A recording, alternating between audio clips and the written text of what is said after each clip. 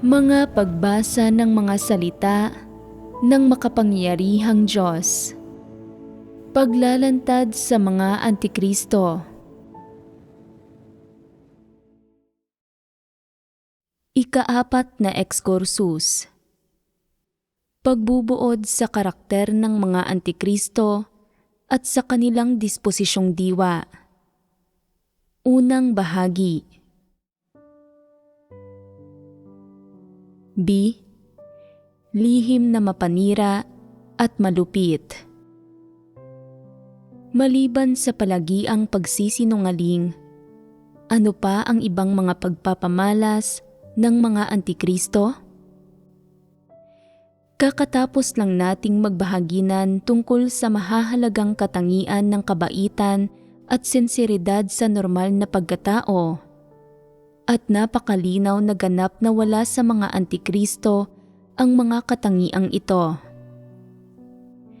Tiyak na wala sa mga Antikristo ang anumang likas na taglay ng normal na pagkatao. Ang taglay lang nila ay mga bagay na salungat sa normal na pagkatao, mga negatibong bagay. Kaya, ano ang kabaligtaran ng kabaitan at sinseridad? Pagiging lihim na mapanira at malupit. Mismo, tumpak na tumpak ang sinabi mo. Ito ay pagiging lihim na mapanira at malupit. Walang mga katangiang tulad ng kabaitan at sinseridad ang mga Antikristo, at sa halip, taglay nila ang mga elemento ng pagiging lihim na mapanira at malupit na kabaligtaran ng kabaitan at sinseridad. May kaugnayan ba ang pagiging lihim na mapanira at malupit sa palagiang pagsisinungaling na tinalakay natin kanina? Mayroong tiyak na ugnayan. Paano ipinapamalas ng mga Antikristo ang pagiging lihim na mapanira at malupit nila? Sa abilidad nilang mag-imbento ng mga kasinungalingan at idiin ang iba. Ang pag-imbento ng kasinungalingan at pagdidiin sa iba ay kinasasangkutan ng palagiang pagsisinungaling at pagiging lihim na mapanira at malupit. Mahigpit na magkaugnay ang dalawang katangiang ito.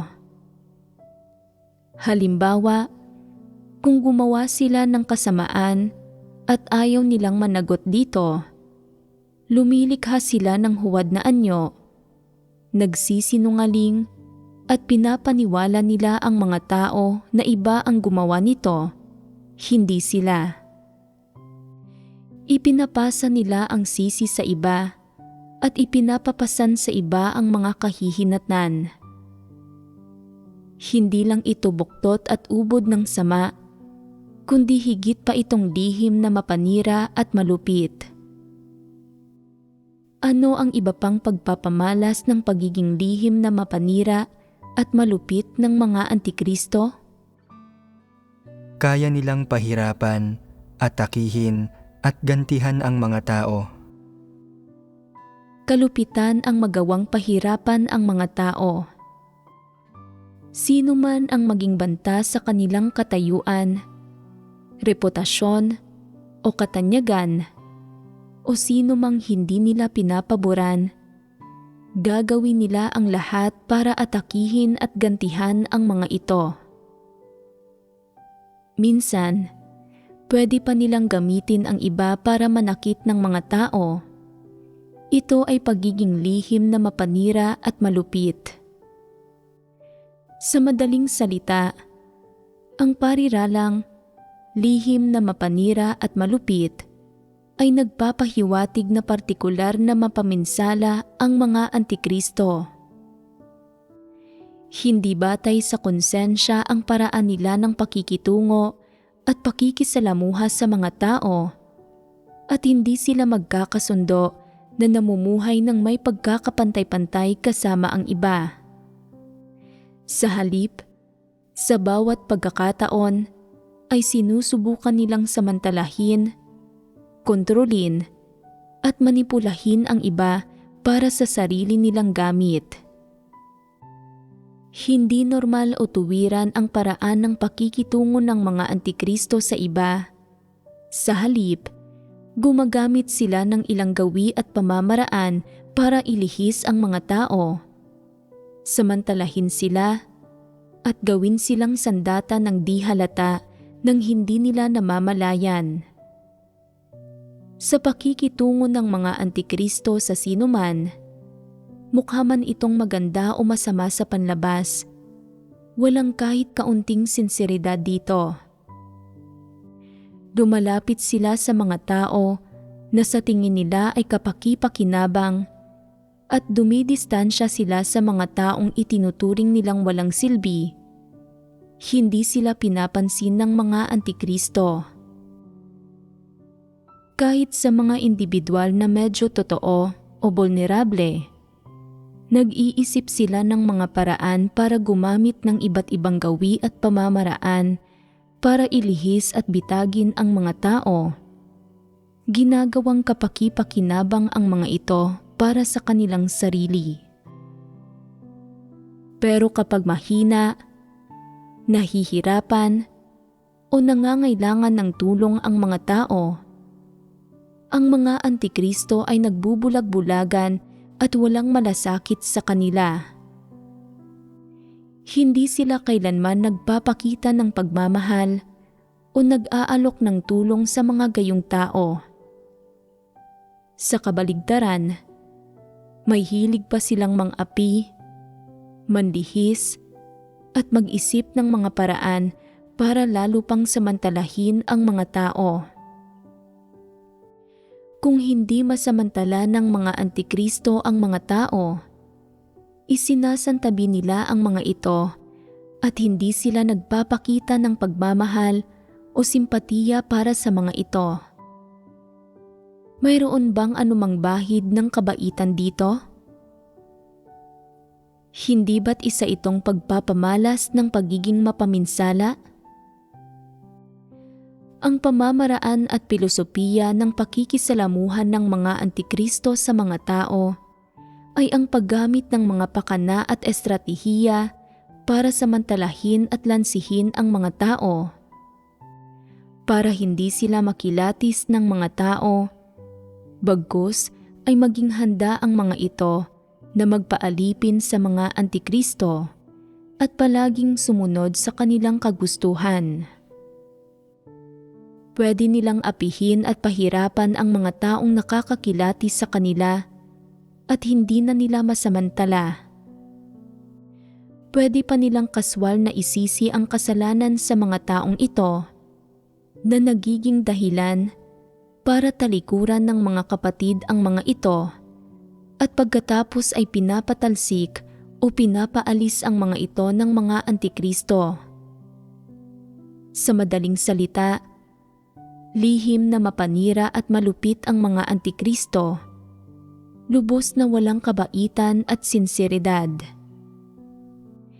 Hindi sila kailanman tunay na tumutulong sa iba. Walang ipinapakitang simpatiya o pagmamahal kapag may mga taong nahaharap sa mga paghihirap.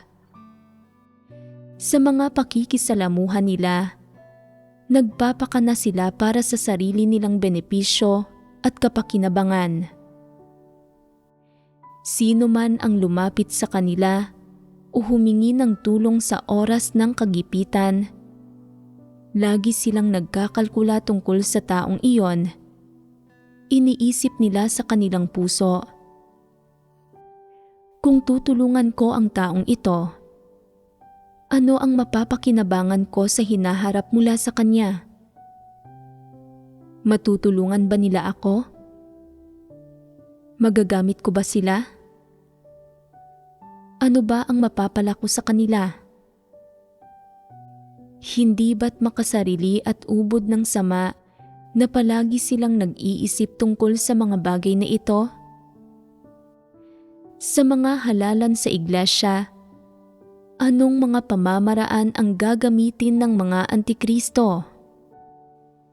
Mamaliitin nila ang iba at iaangat ang sarili nila, pinapabagsak ang mga mas magaling kaysa sa kanila.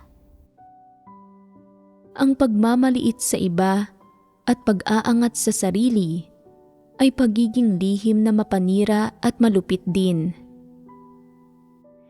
Pwede ring gumamit ang mga antikristo ng maliliit na pabor para maakit ang mga tao at magmayabang tungkol sa mga kontribusyon nila para makakuha ng respeto at makasiguro ng mga boto. Ano pa? Hindi nila kayang suriin ang mga kandidato ng patas at walang kinikilingan. Ipinapasok nila ang sarili nilang pagkiling at ang sarili nilang pagtatangi. Kasama rito ang pag-imbento ng mga kasinungalingan para siraan ang iba. Maraming partikular na pagpapamalas ng pagiging lihim na mapanira at malupit ng mga antikristo ang napagbahaginan na noon. Ang pagiging lihim na mapanira ay nangangahulugan ng pagkakaroon ng napakaraming pagpapakana at ang prinsipyo nila sa pag-asal, pakikitungo sa mundo at paggawa ng anumang bagay ay nakaasa sa estratehiya, walang sinseridad, may pagiging huwad at panlalansi. Ang pagiging malupit ay tumutukoy sa pagiging malupit at kawalang awa sa mga pamamaraan nila ng pagkilos, pagiging walang habag, walang damdamin ng tao, ipinapahamak ang iba, at handa silang maisakatuparan ang mga pakay nila kahit na may masaktan. Ito ang pagiging malupit at ito ay direktang salungat sa kabaitan ng tao. Kung ang isang tao ay may kabaitan sa pagkataon niya, kapag nahaharap sa mga ordinaryong usapin, magiging maluwag siya sa iba hanggat maaari at patatawarin niya ang mga tao. Ang isang taong ganito ay mapagparaya sa mga isyu at pagkakamali ng ibang tao. Hindi siya maselan at nagiging maunawain kapag kaya niya. Bukod dito, mahabagin siya at kapag nakikita niya na nahihirapan ang iba, handa siyang tumulong, natutuwa siyang tumulong sa iba at itinuturing niya ang pagpapatibay sa iba bilang isang personal na responsibilidad. Ito ay kabaitan.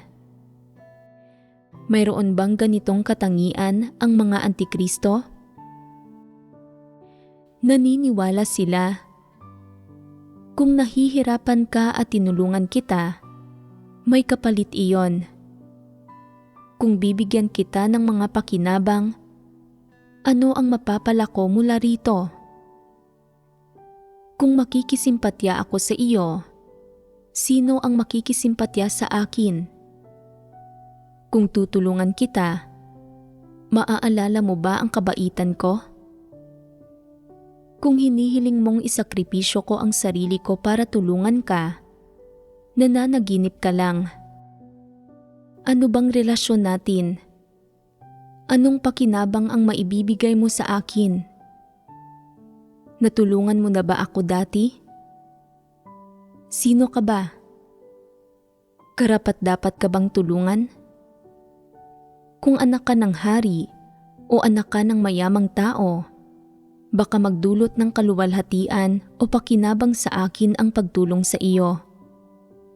Pero hindi ka naman ganoon. Bakit kita tutulungan?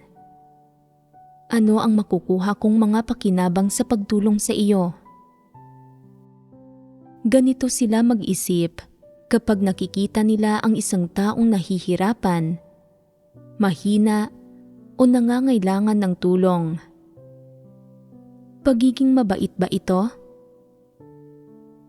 Kapag nakakakita ang mga taong ito ng isang taong mahina ang kalagayan, hindi lamang nila pinagtatawanan at kinukutya ang mga ito, kundi nagtatantya pa sila sa puso nila. Nakikita pa ito ng ilan bilang isang pagkakataong magpakitang gilas o makuha ang loob ng taong iyon. Hindi pagiging mabait ang alinman sa mga ito. Madalas na sinasamantala ng mga antikristo ang mga gayong pagkakataon para magpakitang gilas. Hindi sila kikilos maliban kung may pakinabang, maliban kung may pakay at motibasyon sila. Kung tutulong sila sa isang tao, gusto nilang maging kaalyado ito. Kung tutulong at makikisimpatya sila sa dalawang tao, gusto nilang makakuha ng dalawang kaalyado para makakuha sila ng dalawang kanang kamay. Kung hindi sila kikilos at siguradong hindi sila magpapakita ng pagmamahal sa mga nangangailangan ng tulong. Ang pangunahing pagpapamalas ng pagiging lihim na mapanira at malupit ng mga antikristo ay na may partikular na malinaw na pakay sa lahat ng kanilang ginagawa. Ang unang bagay na iniisip nila ay ang sarili nilang mga interes. At ang mga pamamaraan nila ay kasuklam-suklam, magaspang, karumal-dumal, mababang uri, at kahina-hinala. Walang sinseridad sa paraan ng paggawa nila ng mga bagay-bagay at sa paraan ng pagtrato nila sa mga tao at ang mga prinsipyong ipinantatrato nila sa mga ito. Ang paraan ng pakikitungo nila sa mga tao ay ang samantalahin at paglaruan ang mga ito. At kapag wala ng silbi ang mga tao sa kanila, ibinabasura nila ang mga ito. Kung may silbi ka sa kanila, nagkukunwari silang may malasakit sa iyo. Kumusta ka na? Nagkaroon ka ba ng anumang paghihirap? Matutulungan kitang lutasin ang mga paghihirap mo. Sabihin mo sa akin kung mayroon kang anumang problema. Nandito ako para sa iyo. Napakaswerte naman natin na may mabuti tayong samahan. Tila napakamaasikaso nila. Pero kapag dumating ang araw na wala ka ng anumang silbi sa kanila, aabandonahin ka nila, itatapon ka nila sa isang tabi at babaliwalain ka na parang hindi ka nila kailanman nakilala. Kapag talagang nagkakaproblema ka at hinahanap mo sila para humingi ng tulong, biglang nagbabago ang kanilang ugali. Hindi na ganoon kabait pakinggan ang kanilang mga salita gaya noong una silang nangako sa iyo na tutulungan ka nila. At bakit ganito? Ito ay dahil wala ka ng silbi sa kanila. Dahil dito, hindi ka na nila pinapansin. At hindi lang iyon. Kapag nalaman nilang may mali kang nagawa o may nakita silang bagay na magagamit nila laban sa iyo, nagiging malamig at mapang-uyam sila sa iyo at baka nga kondinahin ka pa nila. Anong palagay mo sa pamamaraang ito? Pagpapamalas ba ito ng kabaitan at sinseridad? Kapag nagpapamalas ang mga antikristo ng ganitong uri ng pagiging lihim na mapanira at malupit sa kanilang pakikitungo sa iba, may anumang bakas ba ng pagkatao rito? Mayroon ba silang katiting na sinseridad sa mga tao? Walang-wala. Lahat ng ginagawa nila ay para sa sarili nilang pakinabang, pride, at reputasyon, para mabigyan ang kanilang sarili ng katayuan at katanyagan sa ibang mga tao. Sa lahat ng nakikilala nila, kung masasamantala nila ang mga ito, gagawin nila. Ang mga hindi nila kayang samantalahin, minamata nila at hindi nila pinapansin. Kahit na ikaw pa ang mismong lumapit sa kanila, hindi ka nila papansinin at hindi ka man lang titingnan.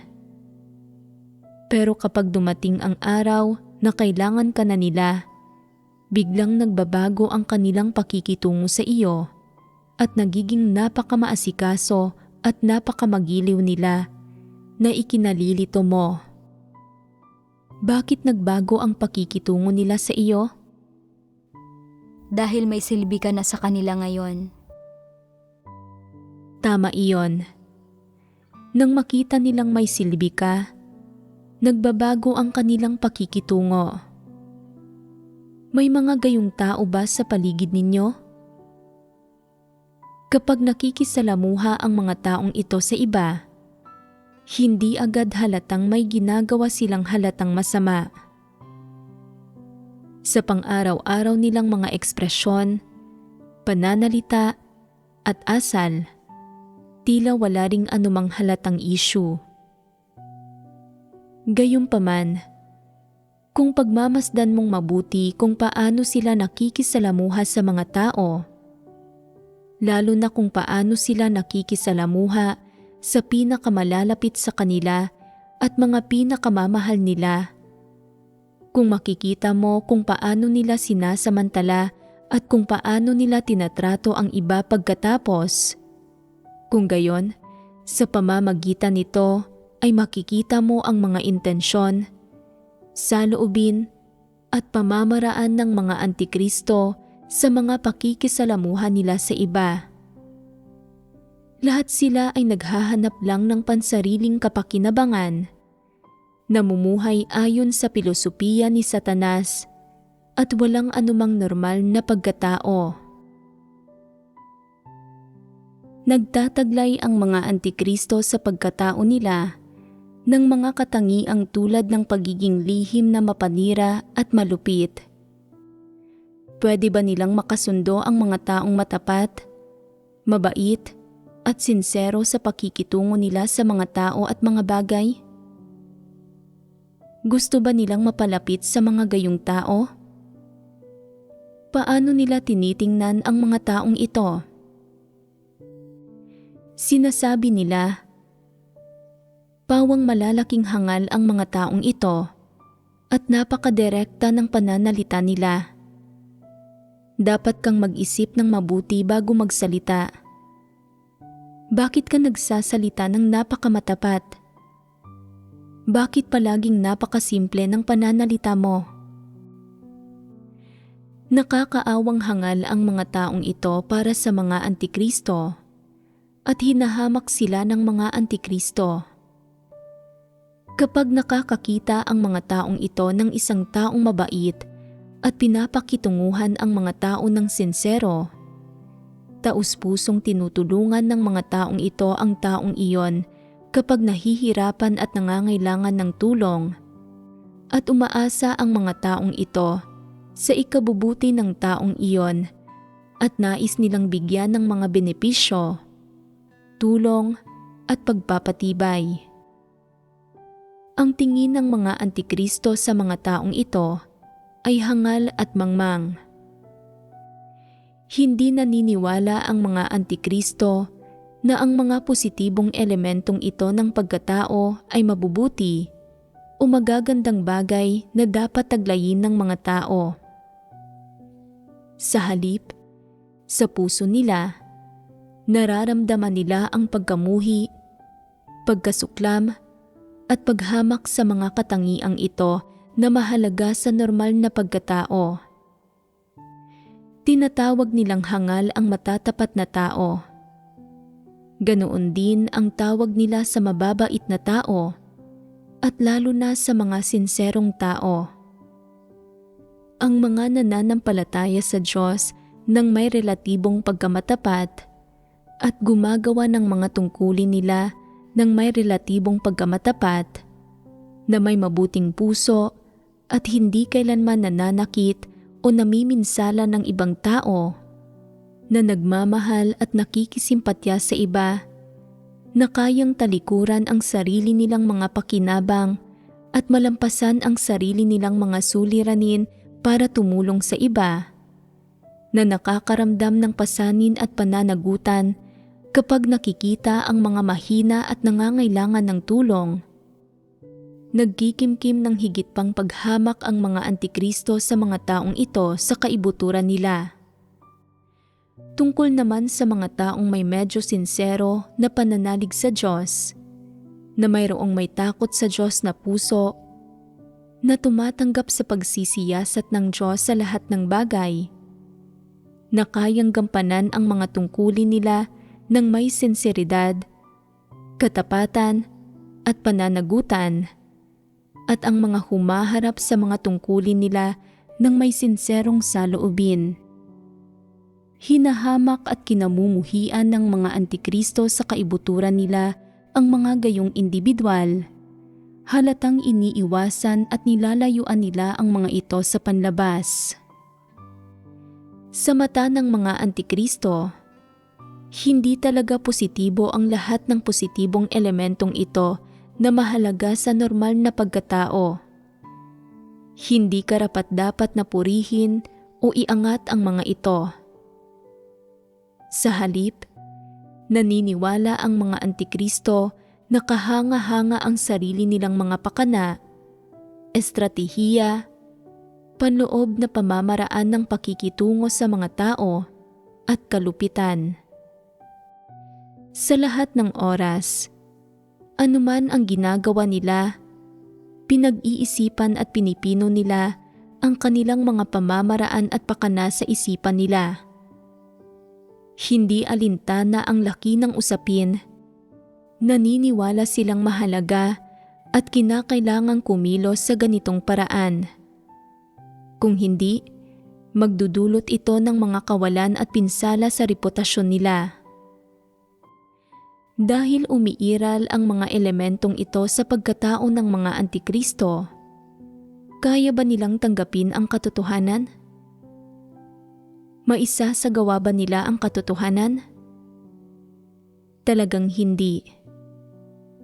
Paano mo man bigyang diin ang pagkamatapat, kabaitan, at iba pang positibong bagay na hinihingi sa mga tao na taglayin ang mga aspektong ito at tratuhin ang mga tao, tratuhin ang mga tungkulin nila, at harapin ang iba't ibang usapin ayon sa positibong pagkataong ito. Sa kaibuturan ng puso ng mga antikristo, may pagtanggi, paghamak, at pagkamapanlaban sa mga bagay na ito. Bakit?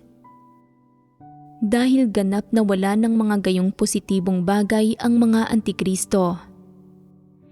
Ang taglay nila sa kanilang diwa ay isang katangian ng pagiging lihim na mapanira at malupit na sa isang malademonyong kalikasan. Mayroon bang agwat sa pagitan ng katangiang ito at ng pagiging matapat, mabait, at sinsero na gaya ng hinihingi ng Diyos? Hindi lang may agwat sa pagitan ng dalawa, kundi magkasalungat mismo ang mga ito.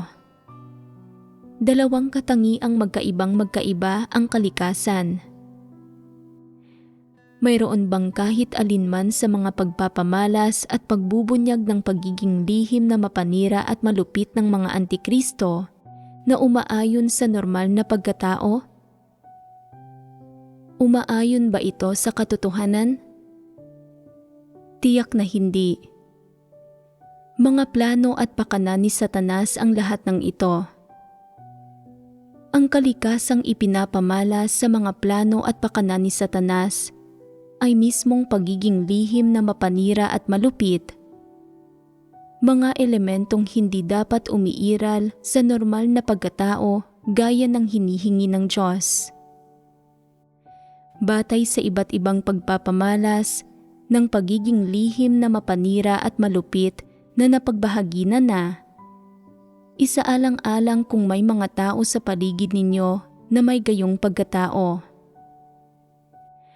Ang mga antikristo na may ganitong lihim na mapanira at malupit na katangian ay tiyak na kayang kumilos.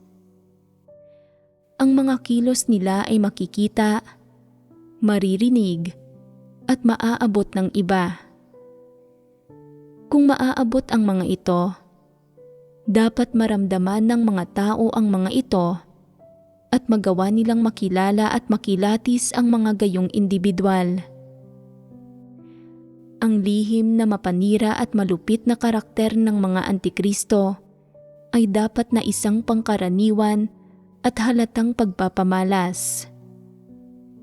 Hindi ito isang nakatagong ideya, kaisipan, o intensyon, kundi ang bunyag na pagkatao nila at ang mga pamamaraan, gawi, at estratehiya ng mga kilos nila. Dapat kayang mapansin ng mga tao ang aspektong ito.